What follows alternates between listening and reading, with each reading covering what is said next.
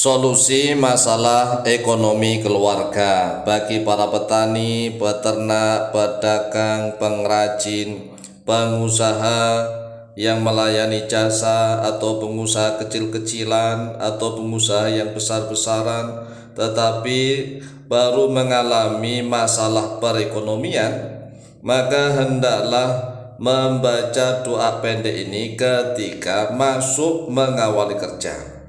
Jadi kalau pas kita mau kerja nih, sudah di tempatnya loh ya, di tempat kerja. Contohnya misalnya kalau petani ya sudah sampai di sawahnya. Di sawahnya itu kalau seandainya tukang kebun sebagai orang yang berkebun, ya sampai di kebunnya itu nanti dia baca doa. Atau dia kalau nelayan ya sudah masuk ke laut ya dengan perahunya itu. Ini dibaca doanya. Kalau dia misalnya tukang pangkas rambut atau apa sajalah, tatkala dia sudah masuk di tempat usahanya. Nah kalau pedagang ya tatkala sudah membuka lapaknya. Kan pedagang macam-macam bentuknya ya. Pokoknya usaha apa saja, kerja apa saja, tatkala mengawalinya maka bacalah bismillahirrahmanirrahim, la quwwata illa billah. Ini ada 3 kata. Bismillah itu mengawali untuk apa saja. Bismillahi masyaallah la quwwata illa billah. Sedangkan di dalam surat Al-Kahfi ayat yang ke-39 itu tidak diawali dengan bismillah. Langsung masyaallah la quwwata illa billah. Nah, karena kita baru ngawali masuk kerja di tempat kerja, di sawah atau di kebun atau di peternakannya atau di tempat usahanya, maka awali dengan bacaan bismillah. Kemudian setelah bismillah baca masyaallah la quwwata illa billah. Bismillahi masyaallah la quwwata illa billah. Hanya begitu doang ya. Bismillahi masyaallah la quwwata illa billah ini sudah diberikan isyarat oleh Allah Jalla Jalaluh di dalam surat Al-Kahfi ayat yang ke-39. Qala Allah Azza wa Jalla, a'udzu billahi minasyaitonir rajim. Bismillahirrahmanirrahim. Walaula idz dakhalta jannataka qulta ma syaa Allah la quwwata illa billah. In tarani ana aqalla minka malan wa walada. Yang artinya walaula idzakhalta, mengapa tidak ketika masuk oleh engkau, ketika telah masuk oleh engkau jannataka. Nah di sini menggunakan kata jannah. Jannah artinya adalah surga. Surga ini ya tempat kemewahan. Nah tetapi surga di sini maksudnya adalah surga duniawi, bukan surga yang nanti di akhirat. Jannataka kulta. Nah di dalam surat Al-Kahfi ada 2 orang yang sedang berdialog begitu ya. Yang satunya dihina, diremehkan karena dianggap miskin, ya kurang harta dan seterusnya, tetapi nanti berbalik. Kehidupannya berbalik, orang yang kaya raya karena lupa membaca masyaallah la quwwata illa billah sehingga usahanya seret kemudian menjadi bangkrut. Makanya orang yang awalnya dihina itu mengingatkan dengan ucapan walaula idzakhalta jannataka qulta masyaallah la quwwata illa billah. Mengapa engkau tidak membaca ketika engkau sudah masuk ke dalam kebunmu? Engkau membaca masyaallah la quwwata illa billah. Masyaallah ma sesuatu syaa yang menghendaki Allah oleh Allah. La quwata, tidak ada kekuatan yaitu wujud illa billah kecuali dengan Allah. Masyaallah la quwata illa billah. Masyaallah la quwata illa billah.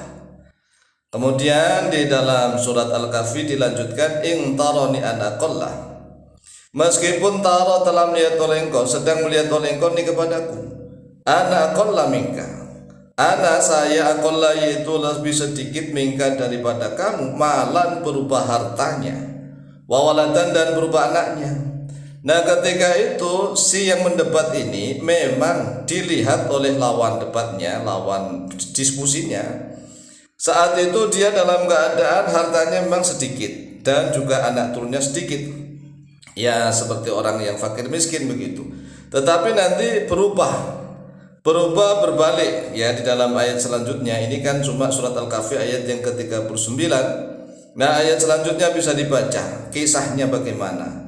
Kehidupan berbalik karena orang yang kaya raya itu tadi sombong dan lupa kepada Allah, sehingga dia diuji oleh Allah, usahanya menjadi bangkrut dan sulit.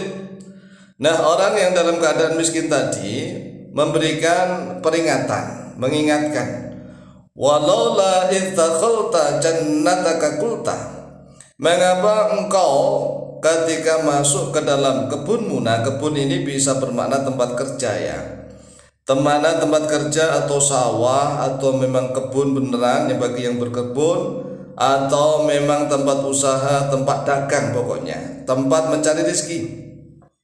Tempat mencari rezeki itu ya berupa apa sajalah yang digunakan oleh manusia.